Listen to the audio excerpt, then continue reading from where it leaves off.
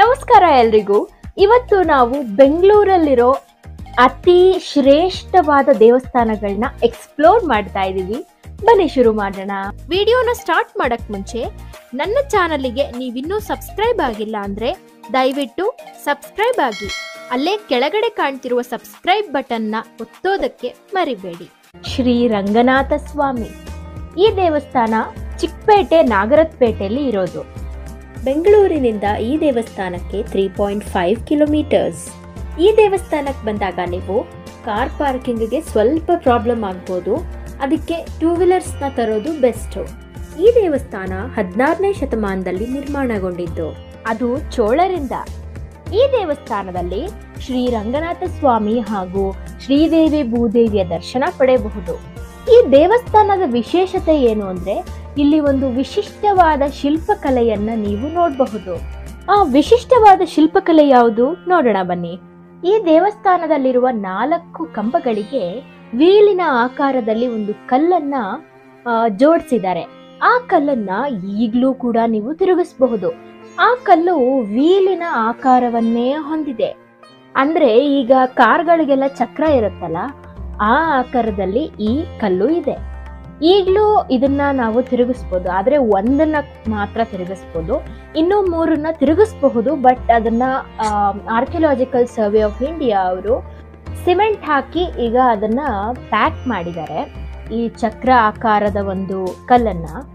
ಯಾಕಂದ್ರೆ ಜನರಿಗೆ ಕುತೂಹಲ ಉಂಟಾಗಿ ಈ ಚಕ್ರಗಳನ್ನ ತುಂಬಾನೇ ತಿರುಗಿಸ್ತಿದ್ರು. ಅದಕ್ಕೆ ಈ ಒಂದು ಶಿಲ್ಪಕಲೆಯನ್ನ ಕಾಪಾಡೋದಕ್ಕೋಸ್ಕರ ಈ ಕೆಲಸವನ್ನ ಮಾಡಿದ್ದಾರೆ. ಈ ಕಲ್ಗಳು ಅಕಸ್ಮಾತ್ ಏನಾದ್ರೂ ಯಾವ್ದಾದ್ರು ನಿಧಿನ ಸೂಚಿಸುತ್ತಾ? ಈ ಚಕ್ರಾಕಾರದ ಕಲ್ಲುಗಳನ್ನ ಮೊದಲಿನ ಕಾಲದಲ್ಲಿ ಕೀಗಳಾಗಿ ಬಳಸ್ತಿದ್ರ, ಯಾವ್ದಾದ್ರು ಮುಖ್ಯವಾದ ವಸ್ತುನ ಕಾಪಾಡ್ಲಿಕ್ಕೋಸ್ಕರ. ಈ ದೇವಸ್ಥಾನದ ಮೇಲೆ ಇನ್ನೂನು ಸಂಶೋಧನೆ ನಡೀತಾನೆ ಇದೆ. ಆರ್ಕಿಯಾಲಜಿಕಲ್ ಸರ್ವೆ ಆಫ್ ಇಂಡಿಯಾ ಅವರು ಈ ದೇವಸ್ಥಾನ ಖಂಡಿತ ಚೋಳರ ಕಾಲದ್ದೇ ಅಂತ ಒಂದು ಸಂಶೋಧನೆಯನ್ನ ಗ್ಯಾರಂಟಿ ಮಾಡಿದ್ದಾರೆ. ಇಲ್ಲಿರುವ ರಂಗನಾಥ ಸ್ವಾಮಿ ತುಂಬಾನೇ ವಿಶಿಷ್ಟ. ಇವನನ್ನ ನೀವು ಏನೇ ಬೇಡ್ಕೊಂಡ್ರು ಅದನ್ನ ಖಂಡಿತ ಇವನು ನೆರವೇರಿಸ್ತಾನೆ. ಈ ದೇವಸ್ಥಾನದ ಗೋಡೆಗಳ ಮೇಲೆ ಮೀನಿನ ಆಕಾರಗಳನ್ನ ಬಿಡಿಸಿದ್ದಾರೆ, ಅಂದ್ರೆ ಕೆತ್ತನೆ ಮಾಡಿದ್ದಾರೆ. ಹಾಗಾದ್ರೆ ಇದು ಚೋಳರದ್ದೇ ಅಂತ ಕನ್ಫರ್ಮ್ ಆಗತ್ತೆ. ಈ ದೇವಸ್ಥಾನದಲ್ಲಿ ಕನ್ನಡ ಹಾಗೂ ತೆಲುಗು ಶಾಸನಗಳು ಕೂಡ ಇದಾವೆ. ಖಂಡಿತ ಈ ದೇವಸ್ಥಾನಕ್ಕೆ ನೀವು ಭೇಟಿ ಕೊಡ್ಲೇಬೇಕು. ಅಣ್ಣಮ್ಮ ದೇವಸ್ಥಾನ. ನಾವು ಬೆಂಗಳೂರಲ್ಲಿ ಇದೀವಿ ಅಂದ್ರೆ ಈ ದೇವಸ್ಥಾನಕ್ಕೆ ಒಂದ್ಸಲ ಆದ್ರೂ ಭೇಟಿ ಕೊಟ್ಟೇ ಇರ್ತೀವಿ, ಹಾಗೆ ಕೊಡ್ಲೇಬೇಕು. ಯಾಕಂದ್ರೆ ಇಲ್ಲಿರುವ ಅಣ್ಣಮ್ಮ ಬೆಂಗಳೂರಿನ ಗ್ರಾಮ ದೇವತೆ. ಈ ದೇವಸ್ಥಾನ ಇರೋದು ಹಾರ್ಟ್ ಆಫ್ ಬೆಂಗಳೂರು ಸಿಟಿಯಲ್ಲಿ, ಅದು ಮೆಜೆಸ್ಟಿಕ್ ಗಾಂಧಿನಗರ. ಬೆಂಗಳೂರಿನಿಂದ ಈ ದೇವಸ್ಥಾನಕ್ಕೆ 3 ಕಿಲೋಮೀಟರ್ಸ್. ಅಣ್ಣಮ್ಮ ದೇವಸ್ಥಾನದ ಹತ್ರ ಪಾರ್ಕಿಂಗ್ ಅಂತೂ ತುಂಬಾನೇ ಕಷ್ಟ, ತುಂಬಾ ಕಂಜೆಸ್ಟೆಡ್ ಆಗಿರುತ್ತೆ. ಯಾಕಂದ್ರೆ ಇದು ಮೇನ್ ರೋಡ್ ಅಲ್ಲಿ ಇರೋದು, ಹಾಗೆ ಹಾರ್ಟ್ ಆಫ್ ದ ಸಿಟಿಲಿ ಇರೋದ್ರಿಂದ ಸಿಕ್ಕಾಪಟ್ಟೆ ಟ್ರಾಫಿಕ್ ಇರುತ್ತೆ. ನೀವು ನೋಡ್ಕೊಂಡು ಗಾಡಿಗಳನ್ನ ಪಾರ್ಕ್ ಮಾಡ್ಬೇಕಾಗತ್ತೆ. ಕಾರಲ್ಲಿ ಬರೋದಾದ್ರೆ ಸ್ವಲ್ಪ ಕಷ್ಟನೇ ಆಗತ್ತೆ ಪಾರ್ಕ್ ಮಾಡಕ್ಕೆ. ಈ ದೇವಸ್ಥಾನ 10ನೇ ಶತಮಾನದಲ್ಲಿ ನಿರ್ಮಾಣಗೊಂಡಿದೆ ಅಂತ ಹೇಳಲಾಗುತ್ತೆ. ಈ ಅಣ್ಣಮ್ಮನಿಗೆ ತುಂಬಾನೇ ಅಪಾರವಾದ ಶಕ್ತಿಗಳು ಇದೆ. ಈ ದೇವಿಯನ್ನ ತನ್ನ ಭಕ್ತರು ತುಂಬಾನೇ ಶ್ರದ್ಧಾ ಭಕ್ತಿಯಿಂದ ಪೂಜಿಸ್ತಾರೆ. ಈ ದೇವತೆ ತುಂಬಾನೇ ಸತ್ಯ ದೇವತೆಯಾಗಿದ್ದಾಳೆ. ಈ ದೇವಸ್ಥಾನದ ವಿಶೇಷತೆ ಕೇಳೋದಾದ್ರೆ, ನೀವು ಇಲ್ಲಿರೋ ಅಣ್ಣಮ್ಮನಿಗೆ ಮಕ್ಕಳಂದ್ರೆ ತುಂಬಾನೇ ಪ್ರಿಯ. ಈ ದೇವಸ್ಥಾನಕ್ಕೆ ಪ್ರತಿನಿತ್ಯ ಸಹಸ್ರಾರು ಭಕ್ತಾದಿಗಳು ಭೇಟಿ ನೀಡ್ತಾರೆ. ವಿಶೇಷವಾಗಿ ಇಲ್ಲಿಗೆ ಚಿಕ್ಕ ಮಕ್ಕಳನ್ನ ಕರ್ಕೊಂಡ್ ಬರೋ ರೂಢಿ ಇದೆ. ಚಿಕ್ಕ ಮಕ್ಕಳಿಗೆ ಏನಾದ್ರೂ ಅಮ್ಮ ಆಗಿದ್ರೆ, ಇಲ್ಲ ಜ್ವರ ಬಂದಿದ್ರೆ, ಅಥವಾ ಎಂತಹದ್ದೇ ಕಾಯಿಲೆ ಇದ್ರೂ ಈ ಅಮ್ಮನ್ನ ಬೇಡ್ಕೊಂಡು ಜನರು ಇಲ್ಲಿಗೆ ಬರ್ತಾರೆ. ಏನಂತ ಬೇಡ್ಕೋತಾರೆ ಅಂದ್ರೆ, ನಾನು ನಿನಗೆ ಮೊಸರನ್ನ ಸಲ್ಲಿಸ್ತೀನಿ, ಹಾಗೆ ಜೀವಂತ ಪ್ರಾಣಿಗಳನ್ನ ತಂದು ಬಿಡ್ತೀನಿ ಅಂತ ಹರಕೆಗಳನ್ನ ಕಟ್ಕೋತಾರೆ. ಈ ರೀತಿ ಮಾಡೋದ್ರಿಂದ ಅಮ್ಮ ಭಕ್ತಾದಿಗಳ ಕೂಗನ್ನ ಕೇಳಿಸ್ಕೊತಾಳೆ ಅನ್ನೋ ನಂಬಿಕೆ ಅಪಾರವಾಗಿದೆ. ಈಗಲೂ ಸಹ ಹರಕೆಗಳನ್ನ ತೀರಿಸಕ್ಕೆ ಜನರು ತುಂಬಾನೇ ಇಲ್ಲಿಗೆ ಬರ್ತಾರೆ. ಈ ದೇವಸ್ಥಾನದಲ್ಲಿ ಒಂದು ಜಾಗ ಇದೆ, ಅಲ್ಲಿ ಕಲ್ಲಿನ ರೂಪದಲ್ಲಿ ದೇವಿ ನೆಲೆಸಿದ್ದಾಳೆ. ಈ ಜಾಗದಲ್ಲಿ ದೇವಿ ಸದಾ ಕಾಲ ಇರ್ತಾಳೆ ಅನ್ನೋದ್ರಿಂದ ಇದೇ ಕಲ್ಲಿಗೆ ದಿನನಿತ್ಯ ಸಹಸ್ರಾರು ಜನರು ಬಂದು ಮೊಸರಿನ ಅಭಿಷೇಕವನ್ನ ಮಾಡ್ತಾರೆ. ಈ ದೇವಿಗೆ ಮೊಸರು ಹಾಗೂ ಉಪ್ಪನ್ನ ಬೆರೆಸಿ ಅಭಿಷೇಕ ಮಾಡಿದ್ರೆ ತುಂಬಾನೇ ತಂಪಂತೆ. ಅಣ್ಣಮ್ಮ ದೇವಿ ಈ ಕ್ಷೇತ್ರದಲ್ಲಿ ನೆಲೆಸಿರೋದರ ಹಿಂದೆ ಒಂದು ಸಣ್ಣ ಜನಪದ ಕಥೆ ಇದೆ. ಅದು ಏನು ಅಂತ ನೋಡೋಣ ಬನ್ನಿ. ಈ ದೇವಸ್ಥಾನ ಸುಮಾರು 500 ವರ್ಷಗಳ ಹಳೆಯ ದೇವಸ್ಥಾನವಾಗಿದೆ. ಹಾಗೆ ಮುಂಚೆ ಇಲ್ಲಿ ದಟ್ಟ ಕಾಡಿತ್ತು. ಹಾಗೆ ಅಲ್ಲಿ ಒಂದು ಸಣ್ಣ ಹಣ್ಣಿನ ತೋಟ ಇತ್ತು. ಒಂದ್ ದಿವಸ ಏನಾಗುತ್ತೆ, ಮುನಿಸ್ವಾಮಪ್ಪ ಅನ್ನೋ ಒಬ್ಬ ರೈತ ಈ ಹಣ್ಣಿನ ತೋಟವನ್ನ ದಾಟ್ತಾ ಇರ್ತಾನೆ. ಆಗ ಅವನಿಗೆ ಒಂದು ಸಣ್ಣ ದೈವಿಕ ಧ್ವನಿ ಕೇಳ್ಬರತ್ತೆ. ಹಾಗೆ ಅವನಿಗೆ ಅಲ್ಲಿ ಯಾವುದೋ ಒಂದು ದೈವ ಶಕ್ತಿ ಗೋಚರಿಸ್ಕೊಂಡ ಹಾಗೆ ಅನುಭವ ಆಗತ್ತೆ. ಆಗ ಈ ರೈತನಿಗೆ ಜ್ಞಾನೋದಯವಾಗಿ ಇಲ್ಲಿ ಒಂದು ದೇವಸ್ಥಾನ ಕಟ್ಟಿಸ್ಲೇಬೇಕು ಅಂದ್ಬಿಟ್ಟು ಒಂದು ಅಮ್ಮನ ದೇವಸ್ಥಾನನ ಕಟ್ಟಿಸ್ತಾನೆ. ಆಗ ಈ ದೇವಿಯನ್ನ ಹಣ್ಣಮ್ಮ ಅಂತ ಕರೀತಿದ್ರು. ಹಾಗೆ ಕಾಲ ಉರುಳ್ತಾ ಈಗ ಈ ದೇವಿನ ಅಣ್ಣಮ್ಮ ಅಂತ ಕರೀತಾರೆ. ಕರೇಕಲ್ಲು ಆಂಜನೇಯ ಸ್ವಾಮಿ ದೇವಸ್ಥಾನ. ಈ ದೇವಸ್ಥಾನ ಇರೋದು ಚಾಮರಾಜಪೇಟೆಯಲ್ಲಿ. ಬೆಂಗಳೂರಿಂದ ಈ ದೇವಸ್ಥಾನಕ್ಕೆ 5.7 ಕಿಲೋಮೀಟರ್ಸ್ ಆಗತ್ತೆ. ಈ ದೇವಸ್ಥಾನಕ್ಕೆ ನೀವು ಭೇಟಿ ಕೊಟ್ಟಾಗ ಪಾರ್ಕಿಂಗ್ಗೆ ನಿಮಗೆ ಸ್ವಲ್ಪ ಪ್ರಾಬ್ಲಮ್ ಆಗತ್ತೆ.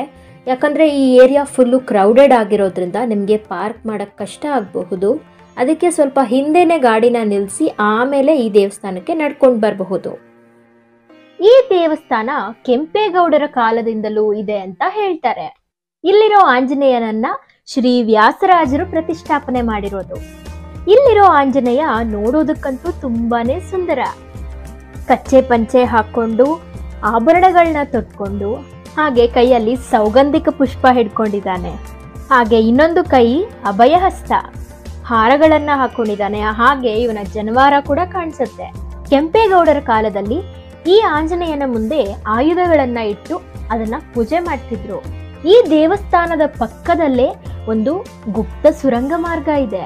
ಈ ಸುರಂಗದಿಂದ ಮೈಸೂರು ಹಾಗೆ ಶ್ರೀರಂಗಪಟ್ಟಣಕ್ಕೆ ಹೋಗಬಹುದಾಗಿತ್ತು. ಟಿಪ್ಪು ಸುಲ್ತಾನ್ ಮೈಸೂರನ್ನ ಆಳ್ವಿಕೆ ಮಾಡ್ತಿದ್ದ ಕಾಲದಲ್ಲಿ ಇಲ್ಲಿಂದ ಜನರು ಗುಪ್ತವಾಗಿ ಸಂಚರಿಸ್ತಿದ್ರು ಅಂತ ಹೇಳ್ತಾರೆ. ಆದ್ರೆ ಈ ಗುಪ್ತ ಸುರಂಗನ ಇವಾಗ ಕಲ್ಲಿನಿಂದ ಪೂರ್ತಿಯಾಗಿ ಮುಚ್ಚಿಬಿಟ್ಟಿದ್ದಾರೆ. ಯಾರು ಕೂಡ ಹೋಗಕ್ ಆಗಲ್ಲ ಇವಾಗ. ಈ ಆಂಜನೇಯ ಅಂತೂ ತುಂಬಾನೇ ಶಕ್ತಿಶಾಲಿ. ಇವನ ಬಾಲ ಓಂಕಾರದ ರೀತಿಯಲ್ಲಿದೆ. ಈ ದೇವರ ಶಿಲೆಯ ಮಧ್ಯಭಾಗದಲ್ಲಿ ಪದ್ಮಚಕ್ರ ಇದೆ. ಅದರಿಂದಾನೇ ಈ ದೇವರಿಗೆ ವಿಪರೀತ ಶಕ್ತಿ ಅಂತ ಹೇಳ್ತಾರೆ. ಈ ದೇವಸ್ಥಾನದ ಹಿಂದೆ ಒಂದು ಸಣ್ಣ ಕಥೆ ಇದೆ. ಈ ದೇವಸ್ಥಾನವನ್ನ ನಾಲ್ವಡಿ ಕೃಷ್ಣರಾಜ ಒಡೆಯರ್ ಅವರು ಜೀರ್ಣೋದ್ಧಾರ ಮಾಡಿಸಿದ್ದು ಅಂತ ಹೇಳ್ತಾರೆ. ಆ ಕಾಲದಲ್ಲಿ ಈ ಪ್ರದೇಶವನ್ನ ಪಾಳ್ಯಗಾರರು ಆಳ್ತಿದ್ರು. ಆಗ ಒಡೆಯರು ಲಿಂಗರಾಜು ಅನ್ನೋರಿಗೆ ಈ ಜಾಗವನ್ನ ಒಪ್ಪಿಸಿದ್ರು. ಈ ದೇವಸ್ಥಾನವನ್ನ ಲಿಂಗರಾಜು ಅನ್ನೋರು ತುಂಬಾನೇ ಅಭಿವೃದ್ಧಿಗೊಳಿಸಿದ್ದಾರೆ ಅಂತ ಹೇಳಲಾಗುತ್ತೆ. ಆ ಕಾಲಕ್ಕೆ ಈ ದೇವಸ್ಥಾನದ ಸುತ್ತಮುತ್ತಲೂ ತೋಟನೇ ಇತ್ತು. ಅದು ಅಕ್ಕಯ್ಯಮ್ಮನ ತೋಟ ಎಂದು ಪ್ರಸಿದ್ಧಗೊಂಡಿತ್ತು. ಈ ತೋಟದ ಮಧ್ಯದಲ್ಲಿ ಒಂದು ಬೃಹತ್ ಕರಿ ಬಂಡೆಯ ಮೇಲೆ ಆಂಜನೇಯ ಸ್ವಾಮಿಯ ರೂಪ ಮೂಡಿತ್ತು. ಇದನ್ನ ನೋಡಿದ ಒಡೆಯರು ಈ ದೇವಸ್ಥಾನವನ್ನ ನಿರ್ಮಾಣ ಮಾಡ್ಲಿಕ್ಕೆ ಶುರು ಮಾಡಿದ್ರು ಅಂತ ಹೇಳ್ತಾರೆ. ಈ ದೇವಸ್ಥಾನ ಬೆಳಗ್ಗೆ 9ರಿಂದ 11 ಗಂಟೆವರೆಗೂ ಓಪನ್ ಇರುತ್ತೆ. ಮತ್ತೆ ಸಂಜೆ 6 ಗಂಟೆಯಿಂದ 7:30ವರೆಗೂ ಓಪನ್ ಇರುತ್ತೆ. ಶನಿವಾರದ ಹೊತ್ತು ಈ ದೇವಸ್ಥಾನದಲ್ಲಿ ವಿಶೇಷವಾದ ಪೂಜೆಗಳು ನಡೆಯುತ್ತೆ. ಈ ದೇವಸ್ಥಾನ ಸುಮಾರು ಜನರಿಗೆ ಇನ್ನೂ ಅಷ್ಟು ಗೊತ್ತಿಲ್ಲ. ಬೆಂಗಳೂರಲ್ಲೇ ಇದ್ದು ಈ ದೇವಸ್ಥಾನ ನೋಡಿಲ್ದೆ ಇರೋರು ತುಂಬಾ ಜನ ಇದ್ದಾರೆ. ಅದಕ್ಕೆ ಈ ದೇವಸ್ಥಾನಕ್ಕೆ ಖಂಡಿತ ನೀವು ಭೇಟಿ ಕೊಡ್ಲೇಬೇಕು. ಬನಶಂಕರಿ. ಈ ದೇವಸ್ಥಾನ ಇರೋದು ಬನಶಂಕರಿಯಲ್ಲಿ. ಬೆಂಗಳೂರಿಂದ ಈ ದೇವಸ್ಥಾನಕ್ಕೆ 9.4 ಕಿಲೋಮೀಟರ್ಸ್ ಆಗತ್ತೆ. ಈ ದೇವಸ್ಥಾನಕ್ಕೆ ನೀವು ಭೇಟಿ ಕೊಟ್ಟಾಗ ಪಾರ್ಕಿಂಗ್ಗೆ ಸ್ವಲ್ಪ ಜಾಗ ಅಂತೂ ಇದೆ. ದೇವಸ್ಥಾನದ ಒಳಗಡೆನೆ ನೀವು ಗಾಡಿಗಳನ್ನ ಪಾರ್ಕ್ ಮಾಡಬಹುದು. ಈ ದೇವಸ್ಥಾನದ ಸೆಕೆಂಡ್ ಗೇಟ್ ಅಲ್ಲಿ ನೀವು ಪಾರ್ಕ್ ಮಾಡಬಹುದು. ಬನಶಂಕರಿ ದೇವಿ ಇಲ್ಲಿ ಬಂದು ನೆಲೆಸೋದರ ಹಿಂದೆ ಒಂದು ಸಣ್ಣ ಕಥೆ ಇದೆ. ಇದು ನಮ್ಮನ್ನ 1915ಕ್ಕೆ ಕರ್ಕೊಂಡು ಹೋಗುತ್ತೆ. ಆಗಿನ ಕಾಲದಲ್ಲಿ ಬಸಪ್ಪ ಶೆಟ್ಟಿ ಎಂಬ ಒಬ್ಬ ಬಾದಾಮಿ ಬನಶಂಕರಿ ಅಮ್ಮನ ಭಕ್ತ ಇದ್ದ. ಇವನಿಗೆ ಬಾದಾಮಿ ಬನಶಂಕರಿ ಅಮ್ಮನ ಮೇಲೆ ಅಪಾರವಾದ ಭಕ್ತಿ ಇತ್ತು. ಬಾದಾಮಿಯಲ್ಲಿ ಒಬ್ಬ ಪ್ರಧಾನ ಅರ್ಚಕರು ಈ ಬಸಪ್ಪ ಶೆಟ್ಟಿ ಅವರಿಗೆ ಪಂಚಲೋಹಗಳಿಂದ ಕೂಡಿದ್ದ ಒಂದು ಅಮ್ಮನ ವಿಗ್ರಹವನ್ನ ಕೊಡ್ತಾರೆ. ಆ ಒಂದು ವಿಗ್ರಹವನ್ನ ಈಗಿನ ಬನಶಂಕರಿ ದೇವಸ್ಥಾನದಲ್ಲಿ ಶ್ರೀಚಕ್ರದ ಮೇಲೆ ಪ್ರತಿಷ್ಠಾಪನೆ ಮಾಡಲಾಗಿದೆ ಅಂತ ಹೇಳ್ತಾರೆ. ಹಾಗೆ ಈ ದೇವಸ್ಥಾನದ ಹಿಂದೆ ಒಂದು ಜನಪದ ಕತೆ ಕೂಡ ಹುಟ್ಕೊಂಡಿದೆ. ತುಂಬಾ ವರ್ಷಗಳ ಹಿಂದೆ ಬಾದಾಮಿ ಬನಶಂಕರಿ ಅಮ್ಮನನ್ನ ಭಕ್ತಾದಿಗಳು ಬೇಡ್ಕೋತಾರಂತೆ. ನಾವು ತುಂಬಾ ಬಡವರಿರ್ತೀವಿ, ನಿನ್ನನ್ನ ನೋಡ್ಲಿಕ್ಕೋಸ್ಕರ ನಾವು ಇಷ್ಟು ದೂರ ಬಾದಾಮಿವರೆಗೂ ಬರಕ್ಕಾಗಲ್ಲ, ಅದಕ್ಕೆ ನೀನು ನಾವು ಇರುವ ಜಾಗಕ್ಕೆ ಬಂದು ನೆಲೆಸು ಅಂತ ಕೇಳ್ಕೊತಾರೆ. ಆಗ ಬನಶಂಕರಿ ಅಮ್ಮ ಬೆಂಗಳೂರಿಗೆ ಬಂದು ಇಲ್ಲಿ ನೆಲೆಸಿದಾಳೆ ಅಂತ ಅಂತಾರೆ. ಈ ದೇವಸ್ಥಾನದ ಮುಖ್ಯ ವಿಶೇಷತೆ ಏನು ಅಂದ್ರೆ, ಮಂಗಳವಾರದ ದಿವಸ ಈ ಅಮ್ಮನಿಗೆ ರಾಹುಕಾಲದಲ್ಲಿ ವಿಶೇಷವಾದ ಪೂಜೆಗಳು ನಡೆಯುತ್ತೆ. ರಾಹುಕಾಲದಲ್ಲಿ ಯಾಕೆ ಅಮ್ಮನ ಪೂಜೆ ಮಾಡ್ತಾರೆ? ಇದರ ಹಿಂದೆ ಕೂಡ ಒಂದು ಸಣ್ಣ ಕಥೆ ಇದೆ. ಎಷ್ಟೋ ವರ್ಷಗಳ ಹಿಂದೆ ಈ ದೇವಸ್ಥಾನಕ್ಕೆ ಮುತ್ತೈದೆಯರು ಭೇಟಿ ನೀಡಿ ಈ ದೇವಸ್ಥಾನದ ಅರ್ಚಕರಿಗೆ ಹೇಳ್ತಾರೆ, ರಾಹುಕಾಲದಲ್ಲಿ ಪೂಜೆಯನ್ನ ಮಾಡಿ ಅಂತ. ಆಮೇಲೆ ಇವರು ಸ್ವಲ್ಪ ಮುಂದೆ ಹೋಗಿ ಮಾಯವಾಗಿ ಹೋಗ್ತಾರೆ. ಆಗ ಅಲ್ಲಿದ್ದ ಅರ್ಚಕರಿಗೆ ಗೊತ್ತಾಗುತ್ತೆ, ಓ ಈಗಷ್ಟೇ ಬಂದಿದ್ದು ದೇವತೆಗಳು, ಅವರು ಹೇಳ್ದ ಹಾಗೆ ಕೇಳ್ಬೇಕು ಅಂದ್ಬಿಟ್ಟು ಆಗಿನಿಂದ ಇವಾಗಿನವರೆಗೂ ಇಲ್ಲಿ ರಾಹುಕಾಲದಲ್ಲಿ ಅಮ್ಮನಿಗೆ ಅನೇಕ ಪೂಜೆಗಳನ್ನ ಮಾಡ್ತಾರೆ. ಈ ದೇವಸ್ಥಾನದ ಮತ್ತೊಂದು ವಿಶೇಷತೆ ಏನು ಅಂದ್ರೆ, ಮಂಗಳವಾರ, ಶುಕ್ರವಾರ ಹಾಗೂ ಭಾನುವಾರದಂದು ಇಲ್ಲಿ ನಿಂಬೆ ಹಣ್ಣಿನ ದೀಪವನ್ನ ಹಚ್ಚಲಿಕ್ಕೆ ಅಂತ ಸಹಸ್ರಾರು ಭಕ್ತಾದಿಗಳು ಬರ್ತಾರೆ. ಮುಖ್ಯವಾಗಿ ಮಕ್ಕಳಾಗಿಲ್ದೇ ಇರೋರು ಹಾಗೆ ಮದುವೆ ಆಗಿಲ್ದೇ ಇರೋರು ಇಲ್ಲಿಗೆ ಬಂದು ಅಮ್ಮನಿಗೆ ನಿಂಬೆ ಹಣ್ಣಿನ ದೀಪವನ್ನ ಹಚ್ಚಿ ಬೆಳಗ್ತಾರೆ. ಬನಶಂಕರಿ ಅಮ್ಮನಿಗೆ ನಿಂಬೆ ಹಣ್ಣು ದೀಪದಿಂದ ಆರತಿಯನ್ನ ಮಾಡಿದ್ರೆ ತುಂಬಾನೇ ಒಳ್ಳೇದಾಗತ್ತೆ ಅಂತ ನಂಬಿಕೆ ಇದೆ. ಈ ದೇವಸ್ಥಾನದ ಎದುರುಗಡೆನೆ ನಿಮ್ಗೆ ಸಾಕಾದಷ್ಟು ನಿಂಬೆ ಹಣ್ಣು ಸಿಗುತ್ತೆ. ಹಾಗೆ ನಿಮ್ಗೆ ದೀಪ ಹಚ್ಚೋದಕ್ಕೆ ಯೂಸ್ ಆಗುವಂತಹ ಎಲ್ಲ ಐಟಮ್ಸ್ ಇಲ್ಲೇ ಹೊರಗಡೆ ಸಿಗುತ್ತೆ. ಬೆಂಗಳೂರಲ್ಲಿ ಇದೀವಿ ಅಂದ್ಮೇಲೆ ಬನಶಂಕರಿ ಅಮ್ಮನ ಒಂದ್ಸಲ ಆದ್ರೂ ಕಣ್ತುಂಬಿಸ್ಕೊಳ್ಳೇಬೇಕು. ಪ್ರಳಯ ಕಾಲದ ವೀರಭದ್ರ ಸ್ವಾಮಿ ದೇವಸ್ಥಾನ. ಈ ದೇವಸ್ಥಾನ ಇರೋದು ಗವಿಪುರಮಲ್ಲಿ. ಈ ದೇವಸ್ಥಾನಕ್ಕೆ ಬೆಂಗಳೂರಿನಿಂದ 6.2 ಕಿಲೋಮೀಟರ್ಸ್ ಆಗುತ್ತೆ. ಈ ದೇವಸ್ಥಾನಕ್ಕೆ ನೀವು ಭೇಟಿ ಕೊಟ್ಟಾಗ ಪಾರ್ಕಿಂಗ್ಗೆ ಸ್ಪೇಸ್ ಅಂತೂ ತುಂಬಾನೇ ಇದೆ. ಆರಾಮಾಗಿ ನೀವು ಕಾರ್ ಮತ್ತೆ 2 ವೀಲರ್ಸ್ ನ ಪಾರ್ಕ್ ಮಾಡಬಹುದು. ಈ ದೇವಸ್ಥಾನಕ್ಕೆ 1200 ವರ್ಷಗಳ ಇತಿಹಾಸ ಇದೆ. ಇಲ್ಲಿ ನೆಲೆಸಿರುವ ಪ್ರಳಯಕಾಲ ವೀರಭದ್ರನ ವಿಶೇಷತೆ ಏನು ಅಂದ್ರೆ, ನೀವು ಸಾಮಾನ್ಯವಾಗಿ ವೀರಭದ್ರನ ನೋಡಿರ್ಬೋದು. ಅವನಿಗೆ ಸಾಮಾನ್ಯವಾಗಿ 2, 4 ಹಾಗೂ 8 ಕೈಗಳು ಇರ್ತವೆ. ಆದ್ರೆ ಇಲ್ಲಿರುವ ಪ್ರಳಯಕಾಲ ವೀರಭದ್ರ ಸ್ವಾಮಿಗೆ 32 ಕೈಗಳು. ಅಷ್ಟು ಕೈಗಳಲ್ಲಿ 32 ಆಯುಧಗಳನ್ನ ಹಿಡಿದಿದ್ದು, ಕೊರಳಿನಲ್ಲಿ ರುಂಡ ಮಾಲೆಯನ್ನ ಧರಿಸಿ ದಕ್ಷಯಜ್ಞ ಪ್ರಜಾಪತಿಯನ್ನ ಸಂಹಾರ ಮಾಡಿ ನಿಂತಿರುವಂತದ್ದನ್ನ ನೋಡಬಹುದು. ಒಂದ್ ದಿವಸ ಏನಾಗತ್ತೆ, ರಾಜರಾಜ ಚೋಳರ ಕನಸಲ್ಲಿ ವೀರಭದ್ರ ಬಂದು ಹೇಳ್ತಾನೆ, ನಾನು ಈ ಗವಿಪುರ ಗುಟ್ಟಳ್ಳಿ ಅನ್ನೋ ಒಂದು ಜಾಗದಲ್ಲಿ ನನ್ನದೊಂದು ಸ್ವಯಂಭೂ ವಿಗ್ರಹವಿದೆ, ಅದನ್ನ ಪ್ರತಿಷ್ಠಾಪನೆ ಮಾಡಿಸು ಅಂತ ಹೇಳ್ತಾನೆ. ಆಗ ರಾಜರಾಜ ಚೋಳರು ಇಲ್ಲಿರುವ ಸ್ವಯಂಭೂವಾದ ವೀರಭದ್ರನ ಕೈಯಲ್ಲಿ 32 ಆಯುಧಗಳನ್ನ ಬಿಡಿಸಿ ಕೆತ್ತನೆ ಮಾಡಿಸಿದ್ದು. ಹಾಗೆ ಇಲ್ಲಿ ಒಂದು ನಂದಿಯ ವಿಗ್ರಹವನ್ನ ಕೂಡ ನೋಡಬಹುದು. ಮೊದಲು ವೀರಭದ್ರ ಸ್ವಾಮಿ ಕೂಡ ಹೀಗೆ ಇದ್ದಿದ್ದು. ಆಮೇಲೆ ರಾಜರಾಜ ಚೋಳರು ವೀರಭದ್ರನ ಸ್ಪಷ್ಟವಾದ ಒಂದು ಕೆತ್ತನೆಯನ್ನ ಮಾಡಿಸ್ತಾರೆ.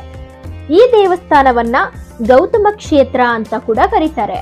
ಯಾಕಂದ್ರೆ ಈ ದೇವಸ್ಥಾನದಲ್ಲಿ ಗೌತಮ ಮುನಿಗಳು ತಪಸ್ಸನ್ನ ಆಚರಿಸಿದ್ರು. ಈ ದೇವಸ್ಥಾನದಲ್ಲಿ ಆಂಜನೇಯ ಕೂಡ ನೆಲೆಸಿದ್ದಾನೆ. ಅದು ವೀರಭದ್ರನ ಭಕ್ತನಾಗಿ.